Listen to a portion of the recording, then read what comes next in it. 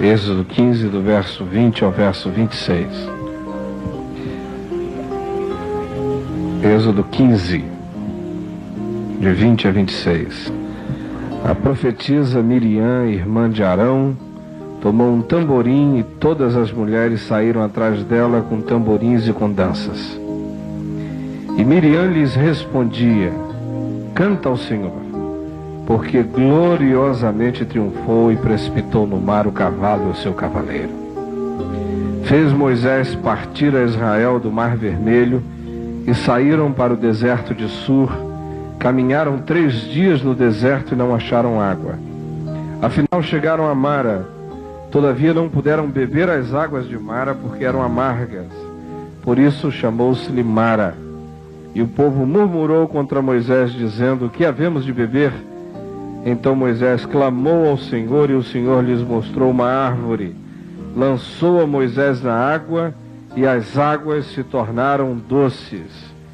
Deu-lhes ali estatutos e uma ordenança, e ali os provou e disse: se ouvirdes atentos a voz do Senhor teu Deus, e fizerdes o que é reto diante dos seus olhos, e deres ouvidos aos seus mandamentos, e guardares todos os seus estatutos, nenhuma enfermidade virá sobre ti, das que enviei sobre os egípcios, pois eu sou o Senhor que te sara. Então chegaram a Elim, e em Elim, onde havia 12 fontes de água e 70 palmeiras, e se acamparam junto às águas. Amém. Podem se assentar.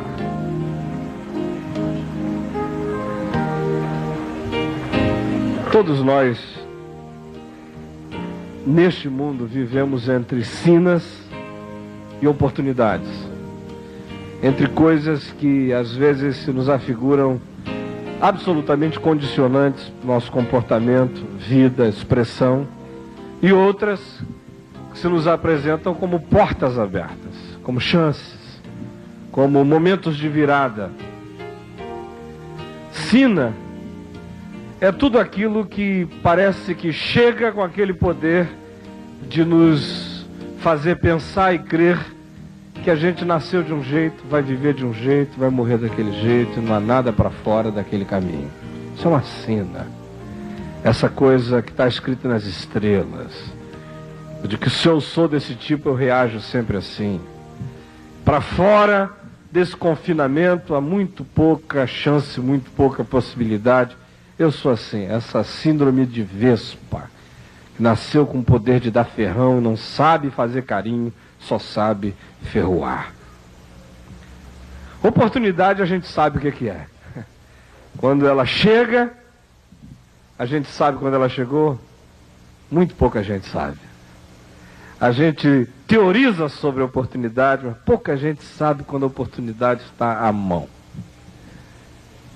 E há alguns que percebem que ela chega, mas não têm coragem de se apropriar dela, e ela passa e eles perdem. Sinas tem a ver com coisas bastante específicas. Por exemplo, o lugar onde a gente nasceu. Se você nasce numa favela, se a tua mãe tem o peito murcho e o sangue escasso, se teu pai viveu como ébrio, se os teus vizinhos se espancam e se agridem, se o garotão da esquina, aos 15 anos de idade, já carrega uma R15 pendurada a tiracolo, é muito possível, muito provável que esse lugar traga uma força terrível de condicionar a tua vida e de te encurralar num caminho que pode ser um caminho de morte. Outra coisa que tem a ver com sina, por exemplo, é a família. As figuras parentais. Algumas não são tão sadias, algumas são complicadas. Alguns papéis em algumas famílias são invertidos. São pais fracos, mães excessivamente fortes, pais com a dimensão masculina da alma pouco afirmada, mães que às vezes exacerbaram esse lado da masculinidade, não da feminilidade, e aí há crianças crescendo aí nesse meio com uma dificuldade enorme de saber aonde é que elas se espelham e para onde é que elas projetam a si mesmas. Outra coisa que tem a ver com sina, por exemplo, hoje em dia é o sexo. Eu cada vez vejo mais pessoas reclamando de ter nascido de um determinado modo. Às vezes eu encontro uns marmanjos com uma barba bonita na cara, mas chateados da vida porque nasceram homens. São umas meninas com tudo para serem umas gatinhas, chateadas, que gostariam muito, muito, muito de usar bota, né? E para algumas pessoas isso é uma sina, um elemento condicionante desgraçado. Eu nasci com isso aqui. Para outros pode ser a religião. Quando eu viajo por aí afora, pelo mundo, às vezes você passa por um país budista. E aí você fica imaginando, as crianças cresceram ali, o Buda é a referência, aqueles rituais nihilistas todos são uma coisa aprendida desde sempre. Aqui no nosso país, às vezes, você encontra crianças que estão sendo criadas dentro de terreiros de bruxaria. E você fica pensando, o que vai acontecer na cabeça de uma criança dessa? É muito diferente de ser criado numa escola dominical. Ou, por exemplo, ainda, algumas coisas do nível socioeconômico podem funcionar como sinas. Você não teve, porque não teve dinheiro, não teve chance de morar numa vizinhança boa, não teve chance de frequentar escolas boas, não teve chance de se aculturar com coisas e elementos que poderiam dar a você possibilidades diferentes na vida. E aí a gente vê um monte de gente inteligente com a vida limitada. Outro dia eu estava conversando com um determinado rapaz que trabalha para mim, e nós vimos no carro, passamos aqui na frente do cemitério Jardim da Saudade, parecia haver um corpo estirado na esquina e muita gente em volta. Aí eu fiquei olhando para aquela multidão, quando ele me saiu com essa frase assim, ele falou: eu fico perplexo com a curiosidade mórbida do povo. Ele é um motorista, não fez o 2º grau, mas ele fica perplexo com a curiosidade mórbida do povo. E aí, eu que já venho observando ele há algum tempo, eu falei: olha, eu fico perplexo com essa tua capacidade de sentir perplexidade e de aprofundar as tuas perplexidades. Eu queria te fazer um pedido: pelo amor de Deus, deixa de ser meu motorista. Aí ele olhou para mim assustado: o senhor não gosta de mim, reverendo? Eu digo: não, é porque eu gosto muito de você. Um indivíduo que olha para um corpo estirado numa esquina e fica perplexo com a curiosidade mórbida do povo tinha que estar fazendo mais do que ficar atrás desse guidão. Você tem 30 e poucos anos de idade, ainda dá para estudar, ainda dá para ir mais além. Ele ficou me olhando, falou: mas o senhor acha que eu tenho essa chance? Eu falei: você só tem ela. Depois ele me procurou no fim daquele dia e falou: o senhor não sabe, parece que o senhor botou assim um foguete com as turbinas em mim, me jogou para cima, eu tô assim, ó, já tô por aí. Já me matriculei para fazer um curso de informática na Fábrica de Esperança. Eu digo: vai firme, meu irmão. Mas para ele parecia que era uma sina ter que dirigir esse carro até os 70 anos de idade, quando não aguentar mais, e a vista já não enxergar os postes e não puder diferenciá-los dos meninos, aí ele tem que se aposentar. Oportunidade, entretanto, é outra coisa. As nossas sinas, todas reunidas, podem se transformar nas nossas melhores oportunidades. E mais do que isso, amigos são grandes oportunidades. A gente não escolhe os pais, não escolhe os irmãos, não escolhe a casa, não escolhe o país, não escolhe a cidade, não escolhe a rua, mas pode escolher os amigos. E mais do que amigos, luzes espirituais são fantásticas possibilidades. De repente a tua mente é iluminada, é um pensamento, é um sentimento, é um discernimento, é uma voz, é uma compreensão, é um sonho que te marcou e que te fez acordar quase que como gente diferente. Ou são decisões são oportunidades. Quando você diz: não, é por aqui que eu vou, ou não é aqui que eu vou, ou não é assim que serei, ou essa é a minha vez. Meu Deus, que poder enorme existe numa decisão. E por último, eu diria que talvez a mais fantástica de todas as oportunidades seja a conversão. Que é quando você não só decide sobre aspectos específicos da sua existência, sobre profissão, sobre relacionamentos, sobre como ganhar a vida. É muito mais do que isso. A conversão é essa decisão de viver uma versão nova da vida. É uma decisão que afeta o universo inteiro da existência da gente. E aí, subitamente, a gente pode nascer de novo. Pode se transformar num outro ser humano. Carregando dentro de si tudo que você sempre foi. Só que agora andando numa outra direção.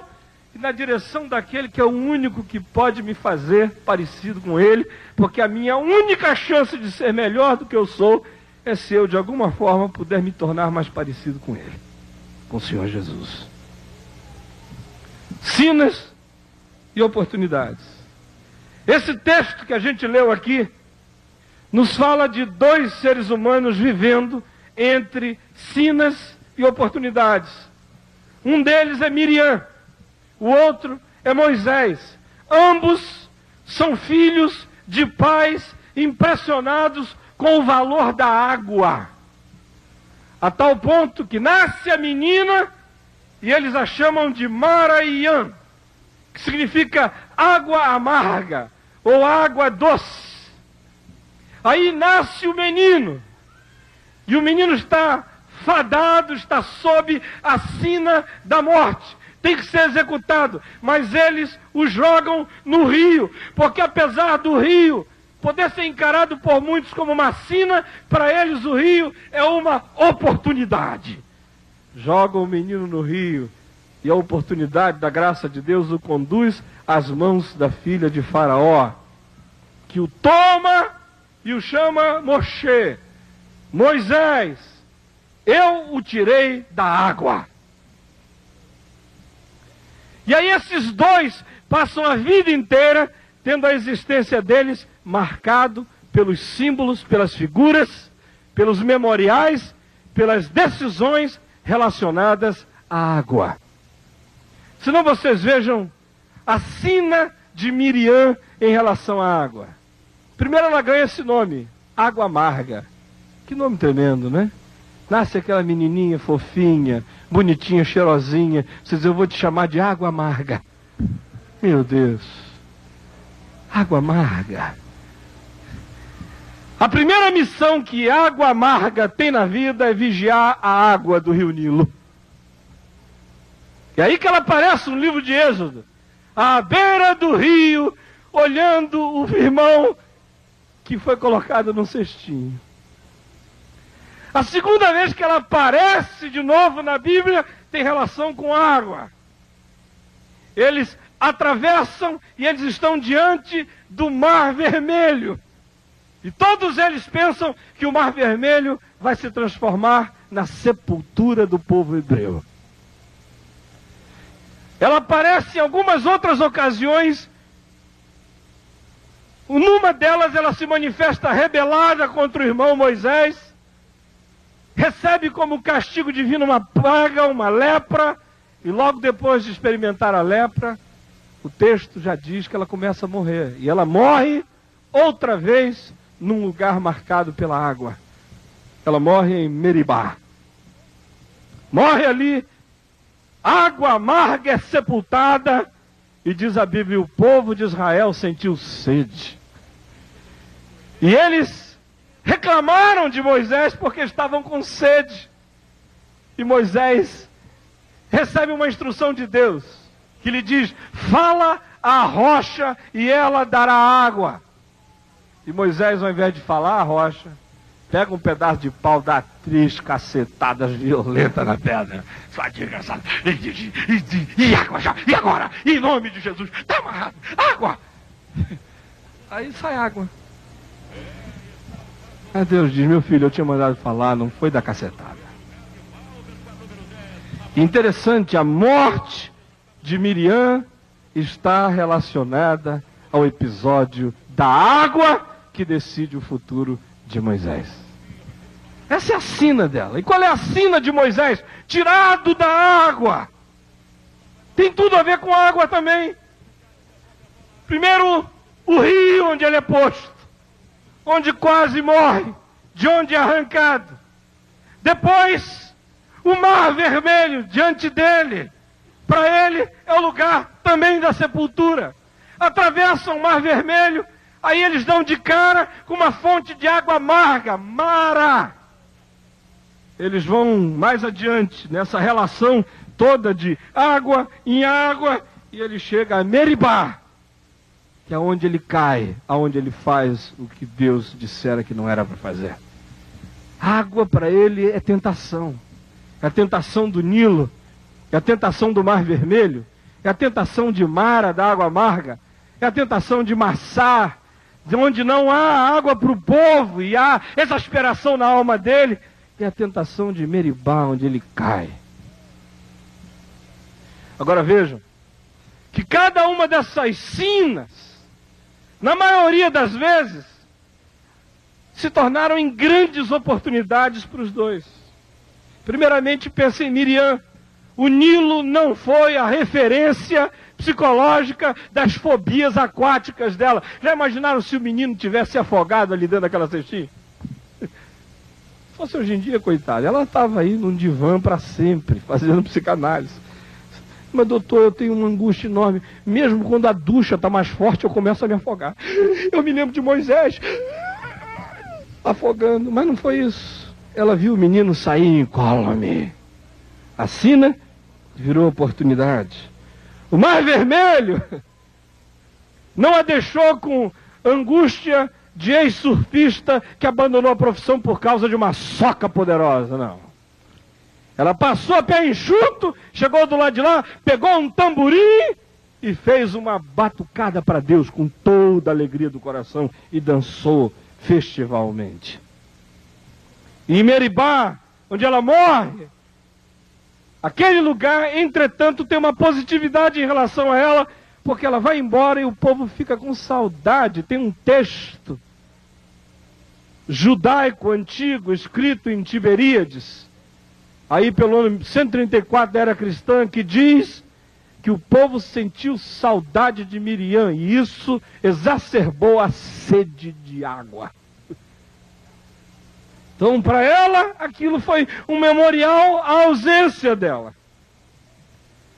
Moisés também vive essa coisa da sina que se transforma em oportunidade. O rio Nilo não o mata, para ele é um rio de vida. O Mar Vermelho não o impede, é uma avenida de oportunidade histórica. Mara, onde a água era amarga, para ele é o lugar do milagre, onde a própria natureza é adocicada pela intervenção de Deus. Massá é onde a rocha se torna aguada, cospe água para dessedentar o povo, e ele vai transformando sinas em oportunidades até Meribá, onde a mais fácil de todas as oportunidades se transforma numa sina para ele, e ele cai e ele peca. Agora olha aqui para mim. A gente está terminando, eu prometo. Quais são as lições que a gente aprende diante desses episódios? Porque isso é que tem a ver com a gente. O resto é apenas elucubração de natureza teológica. O que a gente aprende com essa coisa de gente marcada por sinas, que transforma sinas em possibilidades e oportunidades em portas abertas? Quais são as lições que a gente aprende com esses dois, Miriam e Moisés? Primeiramente, eu pessoalmente aprendo que sina e oportunidade são duas faces de uma mesma moeda. Você pode repetir isso aqui comigo? Sina e oportunidade são as duas faces de uma mesma moeda. Então aí, esse rio que afoga é o rio que salva, o mar que bloqueia é a avenida da história. A água amarga pode ser água doce, a rocha seca pode ser fonte. Não há nada que seja em si tão fatidicamente alguma coisa que não possa se transformar numa outra. Sina e oportunidade são dois lados de uma mesma moeda. Eu me lembro que quando eu comecei a perceber isso, há alguns anos passados, talvez 8 anos passados, eu fui liberto de um dos medos mais fortes que me acometiam. Eu, por natureza, sou uma pessoa muito pouco assombrada. Muito pouca coisa me apavora e me assusta. Mas eu tinha uma que me apavorava muito. Eu tinha medo de morrer. Não pela morte, não pela minha morte, eu nunca dei muita bola para a minha morte. Hoje em dia, não dou quase bola nenhuma. Mas eu tinha medo de morrer por causa do sentimento de orfandade que eu ia gerar nos meus filhos. Eu nunca pensava na minha morte como uma coisa relacionada a mim. Gente que pudesse sentir minha falta, ou o ministério vai ficar sem mim. Eu digo, meu Deus, a igreja existiu sem mim em 2000 anos, vai existir para sempre sem mim. Eu sou um detalhe nisso aqui. Mas para os meus filhos eu não sou um detalhe. Para os meus filhos eu sou começo, meio e fim. E eu ficava apavorado diante da ideia de deixá-los pequenos, a esposa tendo que tomar conta deles e eles sem a referência paterna. Até que um dia, eu estava numa conferência nos Estados Unidos, em Atlanta, e um amigo me falou de um determinado livro escrito pelo Paul Tournier, aquele psicólogo austríaco, cristão. Um dos capítulos desse livro dizia o seguinte: os órfãos movem o mundo. E ele dizia que em estudos feitos estava provado que a quantidade de seres humanos brilhantes que alteraram o curso da história e que foram órfãos é incomparavelmente maior do que a quantidade enorme de outros que tinham a chance de mudar a história e não mudaram. Em outras palavras, havia uma desproporção em relação à presença de órfãos célebres na história humana. A tal ponto que ele dizia que quase todas as grandes viradas importantes tinham relação com gente que de alguma forma experimentou orfandade. A mesma orfandade que gera sentimento de abandono, às vezes de fraqueza, que às vezes mata referenciais importantes, que às vezes enluta a alma por muito tempo, que às vezes vulnerabiliza o interior das pessoas. Essa mesma orfandade no coração de uns, ao invés de ser sina, se transforma em oportunidade, em porta aberta, em desafio. É minha vez, depende de mim, sou eu mesmo, vou fazer até para honrar a ausência deles, vou fazer por mim e por eles, vou fazer apesar deles, vou fazer.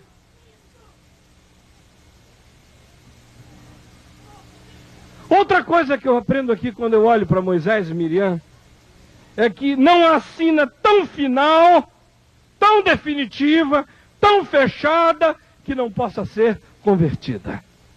Você pode repetir isso comigo? Não há sina tão final que não possa ser convertida. Todo mundo, eu queria ouvir as vozes bem altas. Não há sina tão final que não possa ser convertida. Não há. Não há. Não há nada que esteja aí. Teu pai, tua mãe, tua casa, um lugar onde você nasceu, tua pobreza, tua miséria, uma experiência sexual ruim que você teve aos 6 anos de idade, te marcou, quem sabe continuou pela adolescência, gerou vícios, tendências, quase taras em ti.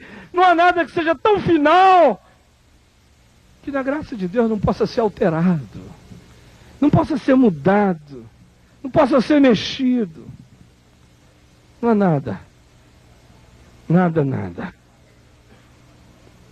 Não há nenhum mar vermelho que não possa se abrir.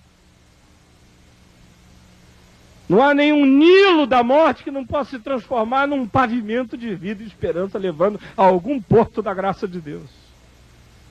Não há nenhuma mara de águas amargas que não possa sofrer a intervenção do Espírito Santo e virar coisa doce.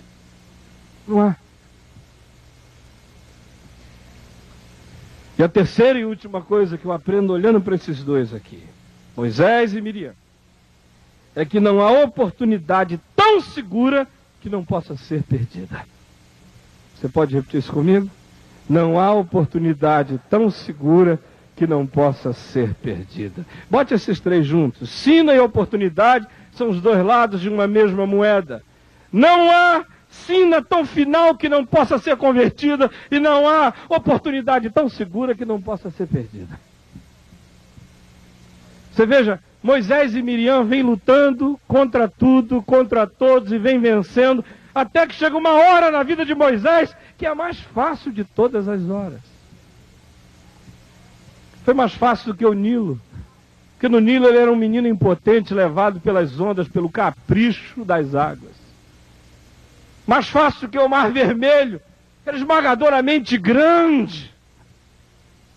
Mais fácil do que Mara, porque ele já sabia que Mara era uma possibilidade, que milagres acontecem. Mais fácil do que Massá, aonde ele feriu a rocha e ela deu água. Agora era mais fácil, porque a favor dele ele tinha história, ele tinha experiência, ele tinha memória, ele tinha fé, e ele tinha a palavra de Deus dizendo: fala, fala. Você não viu que eu estou te evoluindo? Você não viu que eu te fiz nascer num cesto? Não viu que eu abri o mar com a vara? Não viu que eu mandei jogar uma árvore dentro das águas de Mara para adoçá-la? Não viu que lá em Massá eu mandei ferir a rocha? Agora você não precisa mais nem da vara. A tua fé caminhou das materialidades palpáveis para esse nível agora, dessa vara da palavra que sai da boca. Fala! Fala! Mas ele não fala. Ele está com raiva, eu não sei o que é. Alguma coisa está dentro dele. Não sei se é saudade de Miriam. Não sei se é aquele love-hate relationship. Puxa vida! Mano, eu estou com saudade daquela desgraçada. Se ela não tivesse feito a besteira que ela fez, quem sabe ela não tinha ficado leprosa, quem sabe ela estava viva até agora. E aquela, sabe esses dias, você está assim, com ódio de quem você ama, e com amor de quem você odeia.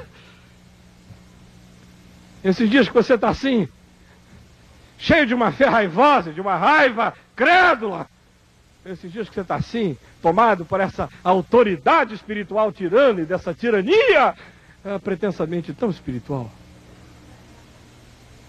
É num dia desse que ele amanhece, e Deus diz: fala, rocha. Ele diz: vou falar nada, eu vou cair de sopapo. Nesse dia ele não é Moisés, ele é o Moisés Grace. Né? Se eu vou, mas eu vou, é o Moisés Van Damme. Vai ver, vem que tem. Né? E ele parte para o Vapt-Vupt. E aí, Deus cruza os braços e diz: meu filho, eu mandei falar.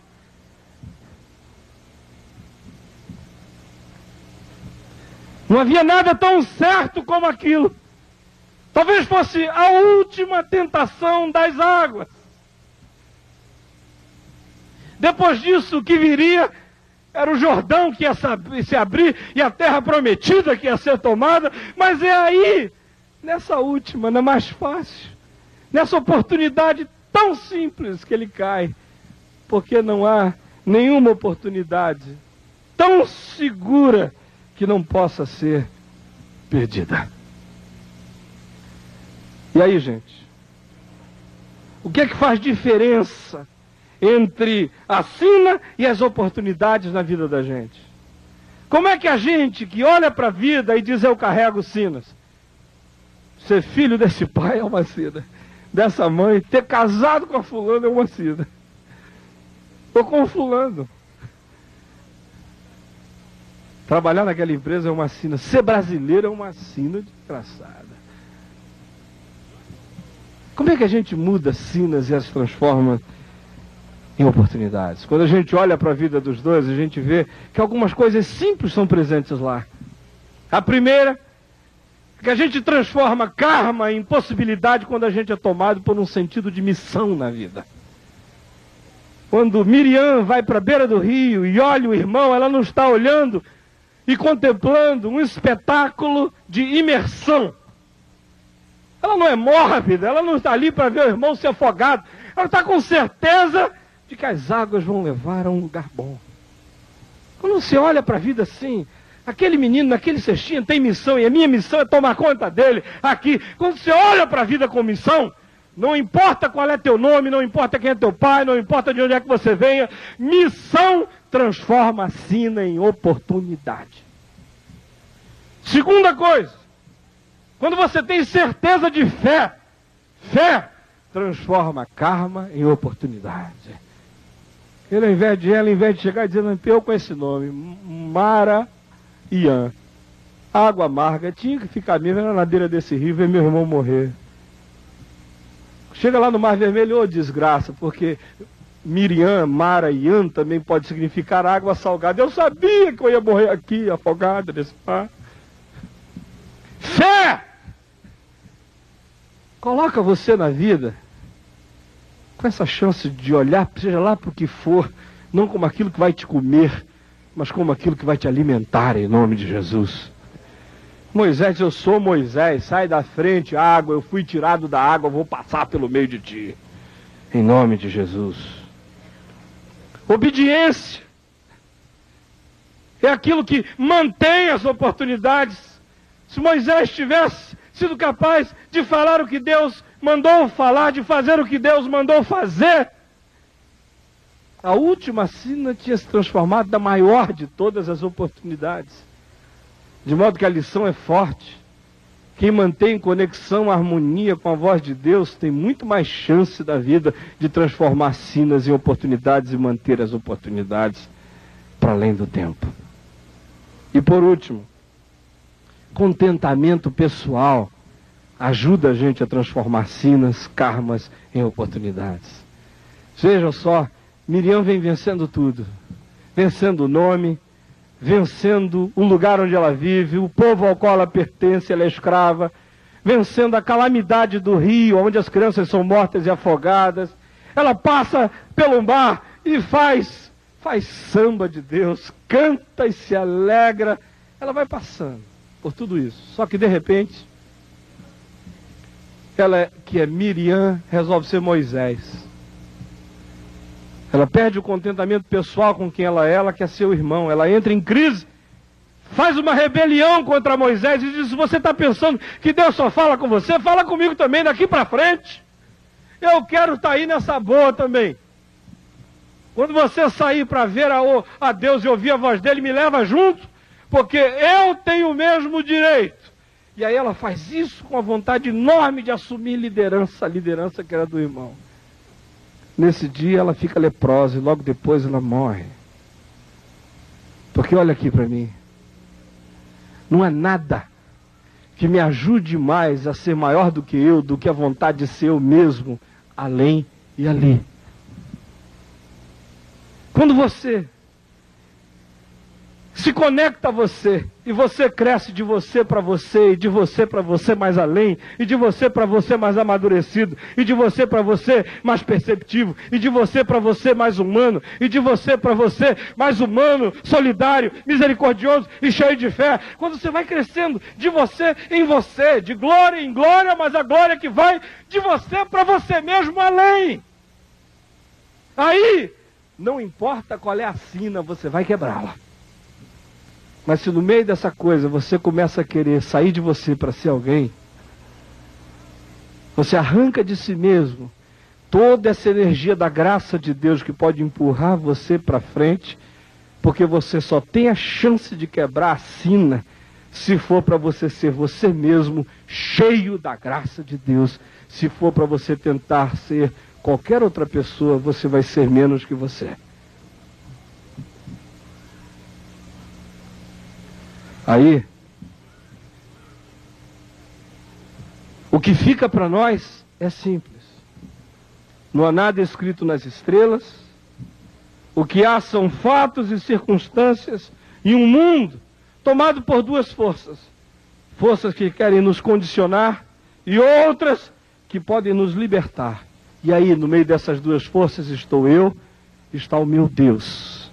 Podem ter me chamado de água amarga. Eu vou viver para adocicar a vida de tal modo que alguém vai ter que abrir um dicionário etimológico para descobrir que Miriam é água amarga. Porque se olhar para a minha vida, vão descobrir que eu fui água doce, em nome de Jesus. Eu tenho todo dia que fazer uma escolha sobre o que eu quero ser. Caio vem do latim e tem uma significação dupla. Caio significa alegria e significa também cajado e bordão para dar cacetada nos outros. Aí eu tenho que decidir se eu quero ser uma contribuição de alegria à vida das pessoas ou se eu quero ser bordão para fazer galo na cabeça delas. Não é o nome que te dá significado.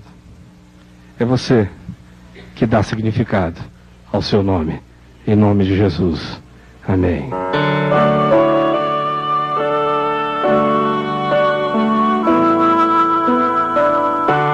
Tienen que saber del amor de Dios.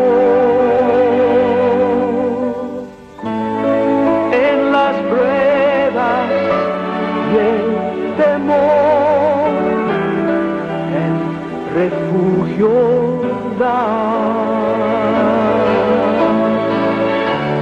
Tienen que saber del amor de Dios, que en él hay salvación. Tienen que.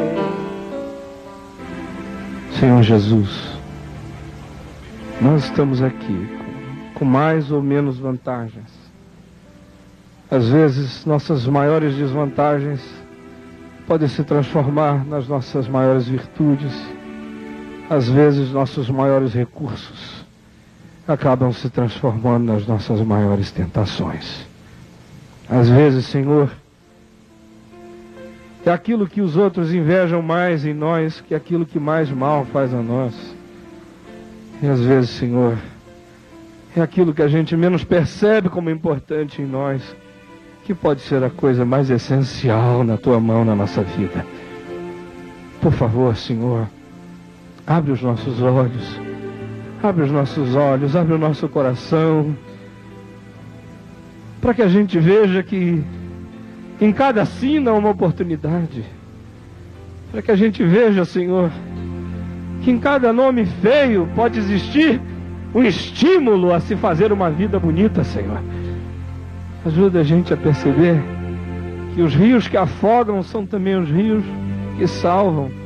Que os mares que impedem o caminho também podem se transformar em palcos da Tua intervenção. E que as águas que amargam a vida podem ser as mágoas que vão nos lembrar para o resto da vida que tudo na vida pode ser adocicado. Ajuda-nos, Senhor, a lembrar que não existe rocha tão seca que não possa se transformar em boca da natureza, derramando água de vida. Que não existe, Senhor, rocha tão dura que ao invés de ser ferida, não possa ser simplesmente ferida pela palavra. E que venha dar aquilo que a vida precisa a partir dela. Ajuda-nos, Senhor. Ajuda-nos a perceber que a água amarga, Miriam da água amarga, pode morrer e as pessoas ficarem com saudades dela. Ajuda-nos a perceber, Senhor, que não há ninguém nessa vida a não ser o Teu Filho, o Senhor Jesus Cristo, ó Pai. Foi o único que conseguiu viver transformando todas as sinas em oportunidades.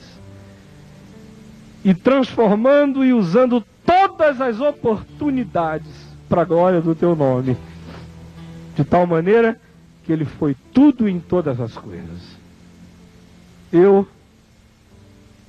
às vezes, Senhor, me deixo condicionar por sinas. E às vezes, Senhor, perco oportunidades. Ajuda-me, Senhor, a converter o máximo possível de sinas em oportunidades da Tua graça na minha vida. E ajuda-me, Senhor, a desperdiçar o mínimo possível de oportunidades na minha vida. Por isso, coloca dentro de mim esse sentimento de missão. Coloca certeza de fé no coração. Coloca a vontade de buscar afinação da minha vida com a Tua palavra, Senhor. Ajuda. E ajuda-me a ficar contente comigo mesmo, com quem eu sou. Eu não quero ser ninguém mais além de mim, mudado em Ti a cada dia, Senhor. E se na minha vida, Senhor, alguma oportunidade acabar se transformando numa sina, pela qual Tu me impeças de ver uma terra além, de tomar posse de alguma coisa a mais, eu peço que Tu jamais deixes que o meu coração fique amargurado, mas dá-me aquela grandeza de quem recebe a Tua disciplina com doçura, e que sobe o monte e vê a terra de longe, e agradece a bênção de ter viajado do rio da morte, que virou em rio da vida, do cestinho do acaso, que se transformou em barco indo para o porto de Deus, no Nilo. Oportunidade de ter feito o bem com a vida e de ter vencido muito mais sinas do que fui vencido por elas. E ajuda-me a olhar para a vida com gratidão. Com gratidão. E saber que nenhum de nós é perfeito. De que as Tuas coisas vão se aperfeiçoando na vida de outros, para que eles sem nós não sejam aperfeiçoados e nós sem eles não tenhamos continuidade, Senhor.